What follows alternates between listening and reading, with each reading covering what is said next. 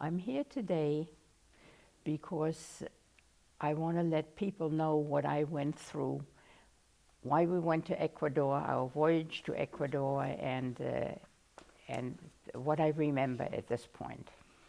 I was born May 19th, 1928, which makes me 91 right now, and I was born in Berlin, Germany. And my maiden name is Ine Juretschke, which I have, after 2 marriages, I have gone back to that name, Ine Juretschke. And that's it. My parents, my mother was Jewish, my father was Lutheran, but they were free thinkers, which means we didn't follow any religious training, any religious upbringing. And so I was born during just before Hitler came to power. And it was rather difficult there, having a Jewish mother and a non-Jewish father. We were protected by him not being Jewish, so we could stay for a while. I'm here today to help record life growing up in the Hitler times and emigrating to Ecuador and my stay in Ecuador. I was born May 19th, 1928 in Berlin, Germany. My mother was Jewish, my father was not, he was Lutheran, but we did not adhere to any religion. We did celebrate Christmas, but that's about all. My full name is Ine Juretschke, which was given to me by my parents, and after 2 marriages, I went back to my maiden name, and that's what Ine Juretschke. At some point, I took Stephanie as a middle name, because my father had some French relatives and I wanted to integrate that into me, but I gave that up. That was too complicated. So back to my maiden name, Ine Juretschke. My parents sheltered me. We lived in which is now a World Heritage Center in Britz, Berlin, in a neighborhood with 1-family houses and categories and gardens, and it was very sheltered. And for some reason, my parents then moved away from there into Berlin to an apartment. And in the apartment, I remember I started school at this point, and in the building, and this was Hitler times already, in the building, a Nazi lived in the apartment underneath us, and his daughter Irmgard was in one of my classes in school. And at some point, before we left Germany, this father insisted that my parents' lease be canceled in the apartment and that we move out. But since my parents already had the exit visas ready, they were allowed to stay for a certain time. My father did not really consider leaving until his mother died, which was, I think, in 1937, and then then my parents started the immigration process. My mother's stepmother was the only time in my life that I heard the term Jew. She was the Jewish grandmother. That was it. And my parents didn't really get along with her they used to call her die Olle, the old one. She was neat. I don't know what their relationship was, but my parents were very caring for her anyway. Next door to where we lived, this was in Friedrich-Karl-Straße. I don't remember the number right now.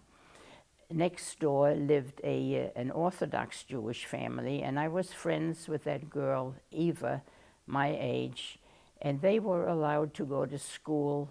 They were allowed not to go to school on Saturdays because they were very religious.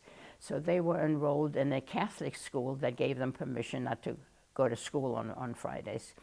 And I think a couple of years before we left Germany, which would be in March 1939, they talked to my mother, the father talked to my mother and invited me to a Seder. So this was my first introduction to a Jewish ceremony, where everybody sat at the table and the oldest daughter went around with a bowl of water and we had to wash our hands at the table. But I didn't understand the whole process. But it was my first introduction to a Jewish family setting. Do you know why your Nazi neighbor wanted you to leave the apartment building? Was it because your mother was Jewish, or were there other reasons?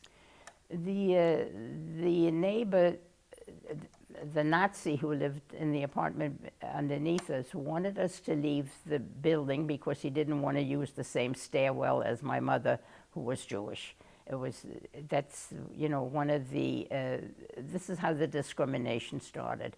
Now, as I was growing up, I remember we would go walking, the family on Sundays or other days, we would go walking to the park or whatever we did, and I would jump ahead, and my mother would say, "Don't jump ahead, don't draw attention to yourself." And I was restrained that way, and of course I didn't understand why. My brother was 3.5 years older, and it's interesting now to find out that his dates and my dates don't concur, they're not the same. But I think also because my parents didn't really tell me what was going on, I didn't understand. And so what I remember is not what he remembers, so his facts, maybe his facts aren't true either, so, I don't know. And that's it. You talked to me once about the fact that your father and mother were free thinkers. Can you talk a little bit about that? Is there anything you remember about that? Well, my parents, there was a group, I think they were called free thinkers. I'm not quite sure if that was the official name, but my parents' friends were also not Orthodox religious. They didn't follow any definite religious. Some of them I remember were vegetarians and some not. But they used to get together to play their musical instruments or even recite poetry or even act in plays. And they were always together. And at some point my parents bought or built, I don't remember, a cottage called Stahnsdorf, where they invited the friends there, and we would get together in this place. There was a garden, and my brother and my cousin out of cement built a whole town, little blocks built a whole town. And I was very angry with them, so I dug around there and destroyed some of their roadways. They also had, from some of the trees that they felled, they built like a hut, a shed. And sometimes they would tie me to called the totem pole, and they would do their war dances around me. And those are memories of the place there. Now, a few years ago, I went back with my grandson, and the house has completely, or the summer place has completely been torn down. And some of the garden plants may still be there, but it was not recognizable at all. So, Ina, how did you find your way to Ecuador? How did your parents decide, how did they decide to leave, and why Ecuador? Well, my parents decided to leave. They had moved around because of the Nazi influx and being drafted. And my father was afraid of being drafted. And at some point they knew that it wasn't safe for Jews to stay in the country. And so they decided to start immigration after my father's mother died. My mother-in-law, no, the Jewish grandmother had died already, and then my father's mother died. And my father worked as a bookkeeper in the German South American bank. He did to see that there was enough money on hand, and also the correspondence on a typewriter. In those days they used typewriters. So he had connections he thought he had connections to South America. But some of the immigrants, some of the friends and relatives that were being picked up were going to China, and my mother said, no, not China. Australia is too far away. And Argentina, we thought, had Nazis. So they somehow got to Ecuador and were granted a visa to go to Ecuador. In order to decide where they could possibly immigrate to, they went through the directory of the countries, and so my mother said Argentina no, China no, and then finally D. I don't think there was any countries with D at that time. Deutschland, which is what they were trying to leave, and then Ecuador. So they started to contact Ecuador, and when they finally did get the visa to go to in Ecuador, I thought was only because you had to start an industry. In other words, some economic purpose to get to Ecuador. And since my parents had the summer cottage, my father was handy in woodwork, so he went as a sort of carpenter. This was his industrial capabilities that I thought got him the visa. And the day they got the visa, from what I remember, was Friday the 13th, the same day that the Quakers were granting my brother and me safety to go to England. And my parents decided, no, the family's going to stay together. So as far as I'm concerned, we left then after March, in the end of March, to go to Ecuador. Leaving Germany at this point was kind of scary in a way, but I remember before we left, every time the phone rang in our apartment, my mother would, oh, somebody else got picked up. Somebody else from the family got picked up, and they were disappearing.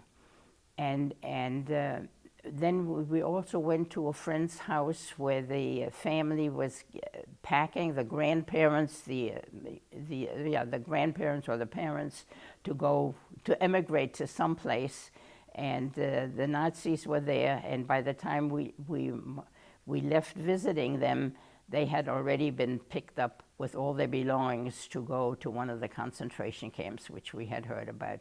But the telephone really registered with me that even at this point, 91, if I come into my apartment and I hear the phone ringing, I take a deep breath and make an effort not to rush to the phone to answer it. I'm still trying to get over that, somebody else, bad news. It takes a long time to get over these feelings. So leaving Berlin, then my father's sister, who was obviously also not Jewish, came to the train and gave me a ring, which on the train promptly, when I washed my hands after the bathroom, went down the sink, and my mother said, don't make an issue, don't call attention to anything, just forget about the ring and things like that. We did go through Antwerp, and my mother had a toothache, so the captain told her where to go, and then the dentist fixed her tooth and wouldn't charge her. And I think we had to stay overnight in Antwerp, and there's also, where's a safe place to stay? Before Germany, just before we left Germany, also we went, the family, my parents, my brother, and my cousin and I went to Bavaria on a vacation, on a hiking vacation, and to find a place to sleep. They stopped at one of the barns, one of the restaurants, and they didn't have a sign up, no Jews allowed, because all over were signs, no Jews allowed.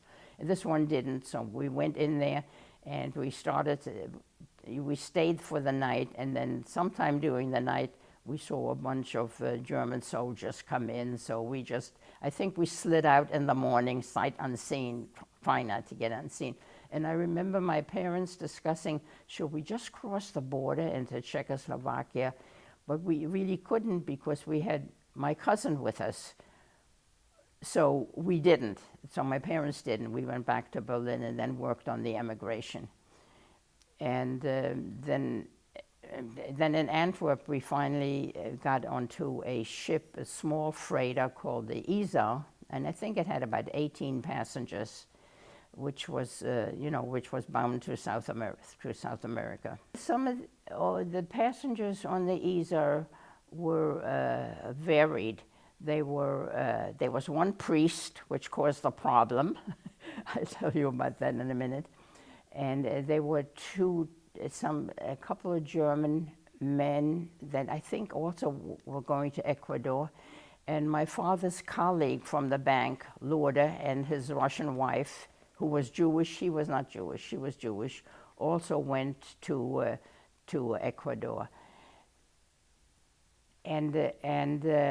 So altogether there were about 14, I think something like 14 passengers. The priest caused the problem, because every time there's a priest on board, the captain would say, we're going to get into a storm. So the ship going through the English Channel, which was very, very rough, everybody was fine except Ina. Ina was seasick, and she went up and down the stairs, and she vomited, right in front of the captain's feet going down the stairs. And I was absolutely mortified, you know. But afterwards, when we got into a real storm, I was fine and everybody else was sick. So the ship also had a small swimming, I don't know, it must have been 12 feet by 12 feet pool, you know, out of canvas-covered pool, and we could go swimming in there. They also had a Chinese staff which helped and ironed my mother's clothes until my mother saw them use, instead of a can to sprinkle water on the clothes, they would spit, you know, they'd take a drink of water and spit on the laundry, and after that my mother did her own ironing. So that was the first introduction on the ship. Later on, during the storm, which was very, very, I don't remember how many knots, but it was a very bad storm. Everything was tied down in the boat, on the ship. Ropes were strung so that we could walk along walk along to the kitchen where they served us in soup bowls. The table had wooden partitions on it so that the plates couldn't slide off, you know. And suitcases, trunks, everything was tied down. It was pretty bad. And then, I guess until we neared the Panama Canal. We're in Panama. Right. Okay. Yeah, I don't know if you remember that slide. I wanted to say something else about the boat, though, the cargo, the Volkswagens that went to Argentina. Sure, if you'd like to do that. Yeah, just hold on to that for now. Go ahead and talk a little bit about the boats in Argentina. The cargo on the ship was little Volkswagens cars that were going to Argentina. And one of the men, I think he had some kind of a uniform on, also went to Argentina. So my parents were kind of leery about maybe he's a Nazi or something, but they were sure they didn't want any contact with Argentina. And later I found out that one of the cousins, my mother's cousins, did migrate to Argentina, and that there now is a large Jewish community, which I wasn't aware of before. Mm-hmm. The way we got into Guayaquil was the ship was too large to get right into Guayaquil, so we had to go on one of these small Ecuadorian boats that shuttled us from the Isar to the shore in Guayaquil. And I remember, I was always a glutton, and I still am, and I remember eating some kind of a soft fruit on the ship, which was probably a guaya, or I don't remember the name of it, but it was about the size of a peach, very, very juicy and orangey and red, and it was absolutely delicious. And my family just shook their head because I would taste it, you know. And when we got to Guayaquil, then it was interesting. The houses all had overhanging roofs over the sidewalk so that people could be shielded from the sun while they walked the streets, because it was very, very hot there, obviously. And one of my father's colleagues, Kantarovich, met us there with his wife, and I guess they gave us a place to sleep, to stay over. I don't remember that at all, you know, that we stayed there. I just remember his name. And I guess my parents were waiting for the boat, for the boxes to arrive, you know, the unloading. Oh, the boxes and boxes and boxes that my parents took, you know, with them. And and before we could board the train up to Quito. And the train ride to Quito was really, well, the whole trip was an adventure, but this was really special because we went through territory that I had never seen before.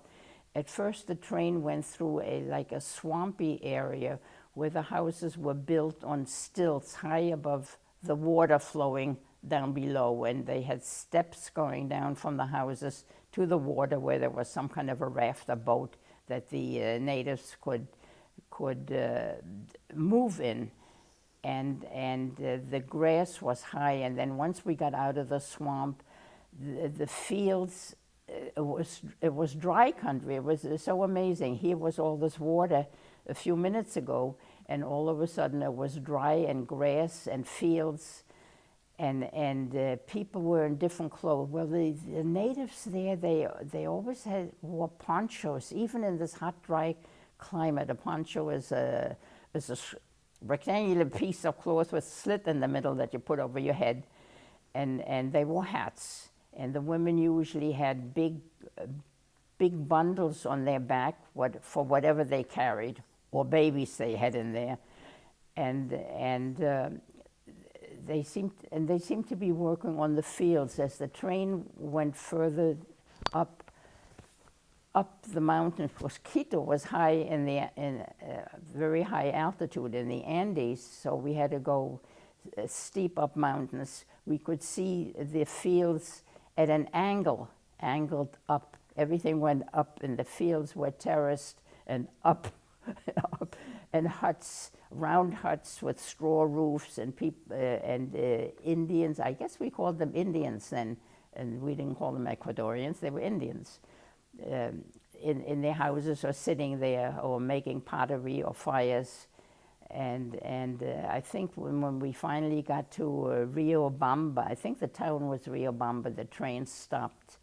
And the natives would come to the train selling all kinds of food and wares, and the pots and ceramic pots that they had made, and also food. And again, Ina the glutton, 11 years old, had to eat something. So my parents bought a barbecued guinea pig, and I just absolutely devoured it. It was lovely. And later on, I wrote an article for my granddaughter on there, who's a vegetarian, and she just shuddered. How could her grandmother eat this? But we did.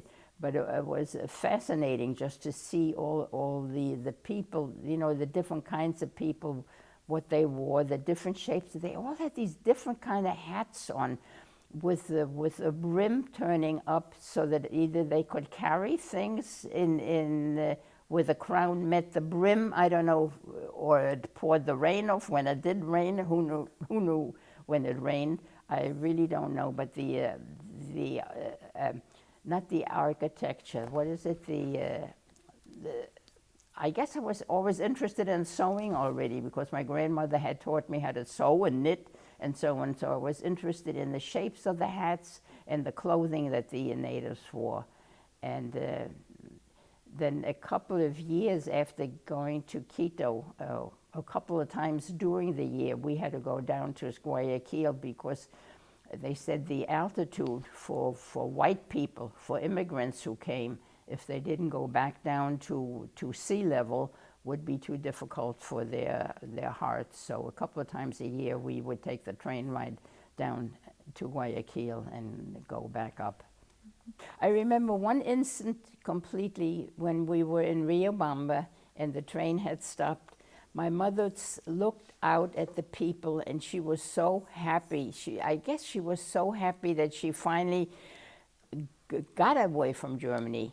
She looked at the people, while my eyes went up the hill, wondering what is out there. Look at that. Look at that mountain. Look at the size, the way the slope is going up the hill.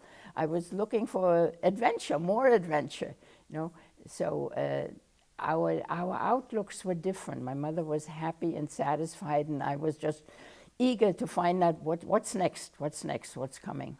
When we got to Quito, I don't know how my parents found the place to live, but we lived in the Calle Rio de Janeiro. I think the number was 39 or something like that, but it was up a steep hill, and it was the landlord, Cesar Bueno, and his wife Lolita lived downstairs, and I guess sister Beatrice downstairs, and we had the whole upper floor.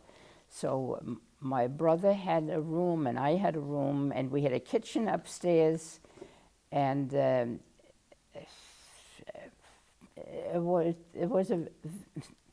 was a family dwelling. In the yard, underneath lived Cesar's mother. We called her the abuela, the grandmother, and she did the cooking outside on a charcoal stove.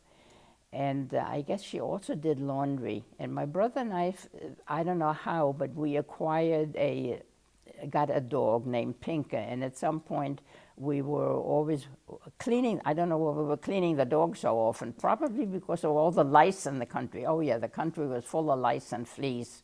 And this is amazing. When I used to go down to the market, all the way down to the market, I would see the natives, the Indians sitting there, the grandmother, the mother in front of her, the children in front of them, and they would be picking each other's head, picking the lice or fleas off their head and eating them. And my mother could barely do the shopping. She was so disgusted with all these bugs. So I did a lot of shopping for her. I also went to the butcher, and I went to the milk. I think one of my daughters still has the milk can that we used, that I carried up the slope, to get the milk. And so our daily life existed about cooking. My mother also cooked upstairs, and I remember, and the laundry. I think first she cooked, and then that water was used for either laundry, or then we used that same water to wash the dog. But it was passed down. It's like the water shortage is here. We conserved what we had. Going to school in Quito, of course I had to go to school. I went to school with some other German refugee girls that I met there. One was Margaret Selig, and I think her husband worked in one of the car factories there, or tire factory. The other one, I can't think of her name, Vera Lenk, last name Lenk. And in class, in Germany I had 1 year of Spanish, so I knew a few words, and I wanted to really increase my Spanish, obviously living in Quito. But the teachers, they wanted the English words. So I gave more English lessons than I got Spanish lessons out of them. But my family got friendly with an old Scotchman, I can't recall his name right now, who married a native Ecuadorian woman. They had 9 or 11 children, and we went there for English lessons. Going to school in Ecuador, I remember I had school friends. One of them was Margaret Selig. She had red hair, and I think her father worked for one of the car companies, either for tires or something. And the other girl was Vera Lenk, Lenk. I don't remember anything about her. But later on, there was somebody, I don't remember why, but my parents rented out one of the bedrooms upstairs where we lived. And one of them was to Eva Hertz, was the girl a couple of years younger than I am, Vera Hertz, and her parents. They also came from Germany. I don't remember if they came on the same boat as we did, but they also came from Germany. So they became friends of ours. And in school, school was, like I said, was difficult because I didn't really learn enough Spanish. But I could speak Spanish with the abuela, and they had a maid, maybe 15 or 16 or 17 years old. Her name was Concha, and I learned Spanish, from the family. They also had a son, Anibal, who was a couple of years younger than I remember. Somehow I remember he was 8 and I was 11. That I remember. And playing with him, I increased my Spanish. I was 11 and I had blonde hair and I had braids, and people sort of looked at me, but I just remember hearing, my brother had blonder hair, and I remember hearing that he was almost kidnapped at some point because of his blonde hair. And then I remember hearing that the Indians made shrunken heads. They sold shrunken heads called sansos, I think they were. And we could just picture my brother's blonde head being a sanso. You know, this was kind of scary. But I don't remember having overt attention because of my hair at all. Later on, we met a missionary. His name was Scheffler. And he and his wife was English and he was German. William, I think his name was Scheffler. And he had a daughter named, I guess her name was Molly. She was my age. And she had blonde hair also. And we became friends. And when we visited them, and my parents would converse, and she and I would play, and then we would come out of a back room, and I had a sanso hanging from my neck, a shrunken head. My mother almost passed out. You know, that was my relationship to sansos. But these are really, like I said, I was adventurous, and I wanted to just be part of it and feel what was around me. And so that's what I had. I had a sanso hanging around my neck. So in the house where we lived, the downstairs, like I said, the abuela would cook, and she would also do laundry. And and she would do laundry. And the family also had another maid. She was 15 or 16 or maybe 17, and her name was Concha Andrade. And we played with the animals. They had kittens in the house, and I guess I don't remember them having other dogs than just my brothers and my dog, Pinker. But there were a bunch of kittens. But Concha became my friend, and she's the one where I learned, I guess, most of my Spanish from. And Concha and me being adventurous, Concha had a boyfriend, and I would go out the door and bring letters back and forth to her boyfriend and to her. And then one day she had a suitcase, and I brought the suitcase out the door to the boyfriend. I made the contact, and I guess she also disappeared, or the landlord caught her without her suitcase, without her clothing or something. And that was a great big issue with my father. The landlord told my father that if he didn't control me better and discipline me more, and he would try to cancel the immigration papers and get us removed from Quito. So I don't remember them being much stricter with me about it, but I was kind of disappointed, kind of frustrated. You know, here this girl wanted her freedom, because the servants that they had were like slaves. They, I don't know how much they paid. I don't know what they got them for or whatever. So my father's livelihood in Ecuador then became a carpenter, and he bought a lift. A lift is a great big box that used to fit on the railroad cars that the rich immigrants brought their belongings, their furniture and things from Europe with them. And my father bought one of these lifts and made a carpentry shop out of it, and he employed then 2 Indians to work on his the things that my father made to sell. And he made sewing boxes that opened up, the accordion sewing boxes, and he made beach chairs that you could lie in, and he made a tea wagon that you could pull around, and things like that. This is what they fabricated, and mostly they sold it to the immigrants. But my brother went around selling these things to some of the Ecuadorian richer people also, who wanted to adapt European ways. When Concha was the maid there, or she had to stay and work for the family also got another little girl. She must have been 7 or also about 8 years old. maybe 9 or 11 even, a little black girl to work as a maid in the house. I don't know if the family rescued her or if they stole her or what, but her right arm, I remember from the wrist down to her elbow, was completely scarred from being burnt. So either the mother had, somebody had put her arm in the fire and burnt her, or it was an accident. But her name was Isabella, and I always felt very, very sorry for her, because she had to work around the house and work with the grandma, the abuela, and she always had to work. She always had to work.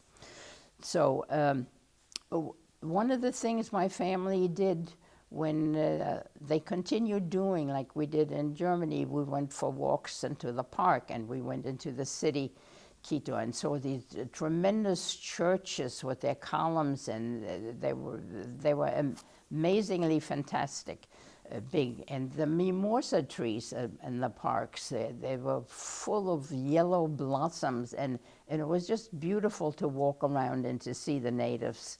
And we enjoyed our walks through the city.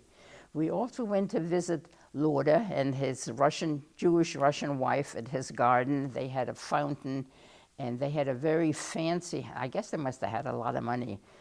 One of the reasons my parents were sort of not too happy with Lourdes is because Lourdes got a job with a bank that my father was trying to opt for when we got to Ecuador. But we did stay friends with them until later, when he wanted to emigrate to America when we were in America, and my father said absolutely not. He used me once, and I'm not going to help him again. But we did see their garden and their fountain, and we did have outings with them. But like I said, we did a lot of walks in Quito, in the area. On our walks, we came in Quito, we saw these tremendous churches. They were tremendous. They were like 10 stories, seemed like 10 stories high, with columns and Aztec figures. And I guess they must have all been Catholic, which I wasn't used to from Germany at all. But the architecture fascinated me. The other thing that fascinated me, there was I remember a green-looking sculpture stone of, I can't even think of his name right now, not Simon, was it Simon Bolivar, or it must have been Simon Bolivar, statue riding on a horse and carrying a spear or something, But the architecture was just absolutely amazing, and the trees, the blooming trees around there were fantastic. The social life we had was mostly just with Lourdes and a couple of the immigrants, but nothing very close. It was, this missionary, they were close, they were really close friends. I don't know why. This missionary friend was interesting, because she said he didn't really believe in all this religion that he was bringing into the jungle. What he wanted was adventure. So this I just loved. He was not, and I think it was the Seventh-day Adventist, something like that church. And I've tried to find some contact with him, with the family later, and I think he had Green Hill. He had published a book called Green Hill, but he was not interested in religion. But our social life was very limited to a few of the immigrants. So while we were in Quito, I had, we left Germany the end of March, and in May was my birthday, and it was going to be my 11th birthday. So here I was all dressed up with blonde braids being braided, and I have a cake, and my mother made a chocolate cake. I don't know why chocolate cake, because from what I remember, my favorite cake is called Frankfurter, after Frankfurt, Frankfurter Kranz. Kranz is a circle, and but I'm sure I was very happy. I remember being happy seeing this wonderful cake and my birthday, and I shared it with Concha, who was smiling, and Abuela was smiling, and I guess I shared it with the whole Cesar family there, and it was a great occasion. and I'm wearing all my German clothes. Oh, one thing I forgot to mention is that since my parents couldn't take money out of Germany when they left, they went to a dressmaker where my grandmother and mother had made all our clothes. My brother got pants out of my father's old pants. They were made shorts out of them, and I got dresses out of the old clothes. They went to a dressmaker and they spent money on clothing. So it was a lot of clothing that we took back, and also clothing for me to grow into. My mother's kitchen in Quito, I vividly remember, was a very black stove. It looked like iron, like they have the. I don't know if it was if they cooked with charcoal, because there was charcoal was available. It certainly didn't have gas. But I remember her pots. She had a great big round pot that she filled, not round, big tall pot, excuse me, that she filled with water, and that water then would be used for cooking or washing or whatever. But so I don't know how she must have, maybe the abuela cooked the cake, baked the cake in one of the charcoal ovens. I really don't know. I don't remember being an oven. But they did use charcoal, and the charcoal was, the natives made charcoal up on the mountains where they cut down the trees, and they had fires going, and they brought the charcoal down to Quito. Well, the reason we had to go to Ecuador was because the quota for Jews to the United States was closed. So we had to go someplace else. The reason we wanted to go to America was was because my father had a brother here, and my mother had 2 brothers and a sister living in New York already. And that's why we wanted to go to America, you know, which eventually we did. In 1940, we left. Since we were German hikers, my parents, we went on excursions, and not only into Quito, but up the mountain. And up the mountain, we went to a place called the Panecillo. And the Panecillo had I think it was a day, it wasn't even a day long. It was a short hike, maybe a couple hours going up the hill in this brutal sun, and we could see the mountains and the ranges, and I could look far away, and it was just immense, this whole big world out there. And when we got to the top, there was a white monument, which was like an obelisk, white on the bottom, and then, you know, not towards a point, but like an upside down pyramid almost up there. And there were some natives there. On the way up, we saw women making charcoal along the hike, along the road. They had little fires burning, and I don't even know how you make charcoal. I guess you take wood and burn it slowly or something like that. But it was a beautiful view up there, and I understand that with the Panecillo now, they have a train or a ride going up. People don't hike that anymore. But going down was, I guess the going down was faster. The going up was slower because we had to really pant. It was high up, much higher than Quito. And going down, the sun was in the back of my legs, and I remember the back of my legs were so sunburned, you know, for days. They just ached. But going down was fast. But there were people going up, natives going up, not I think we were the only gringos. Gringos, that's what we were called, gringos going up. One of the things we also did before we left Quito was, of course, what do you do in Quito? Bullfights. So we went to a bullfight, and my father was his camera. He had to be right down in the ring, by the ring. Or they have a walkway around the arena where my father felt safe, and he could just walk around. I think he must have stepped into the ring at one point too, because one of the bulls was charging, or my father was in the ring around, I guess not in the center of the ring, but around the rim where they're like a walkway that you could walk around, obviously, before the seats. And when the bull was fascinating, the dancing of the matadors and the way they dance like ballet dancers. To me, everything was so immense, so wonderful, just to see the artists, how the athletes, the artists, and the clothing they wore. Oh my goodness, with the medallions, of course, their chests, gleaming, and hats they wore, like berets, funny-looking berets they wore. And they would stab the bull with banderillas, I think they were called, which had ribbons hanging down. They looked like arrows, but they would stab the bulls. The bulls had been in dark rooms, I guess, before, so that when they first were let out into the sunlight, they were sort of blinded by the whole area, by the people roaring and so on.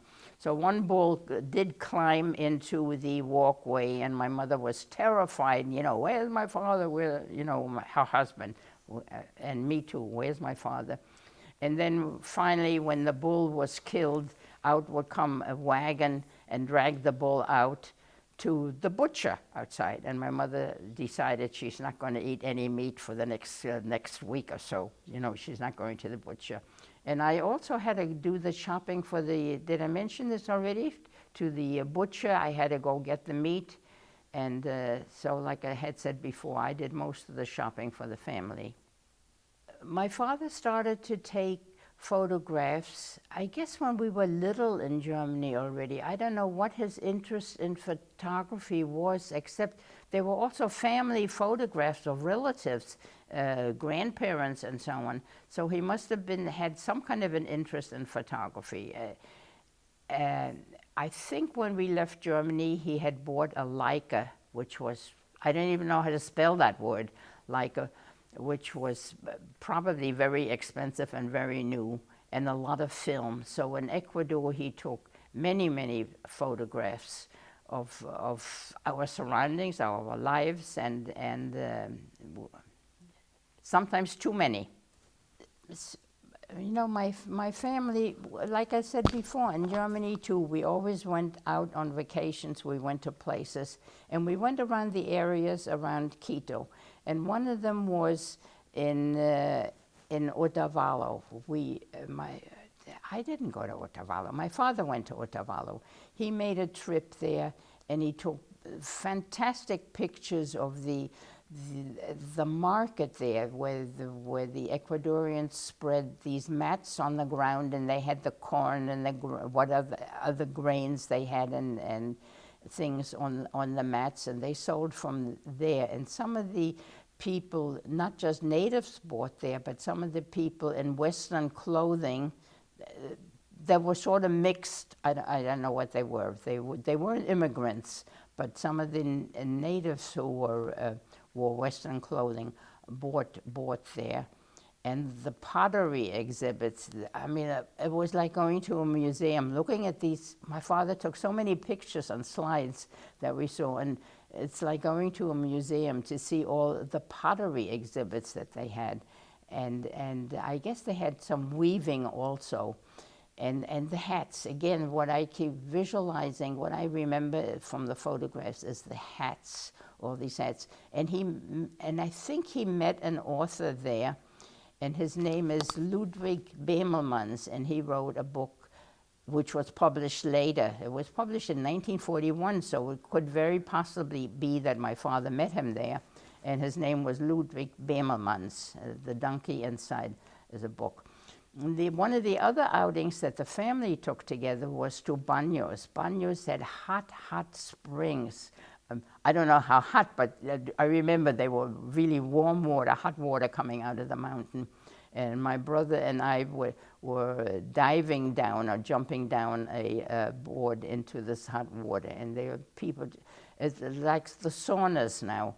This was a wonderful excursion. I remember that.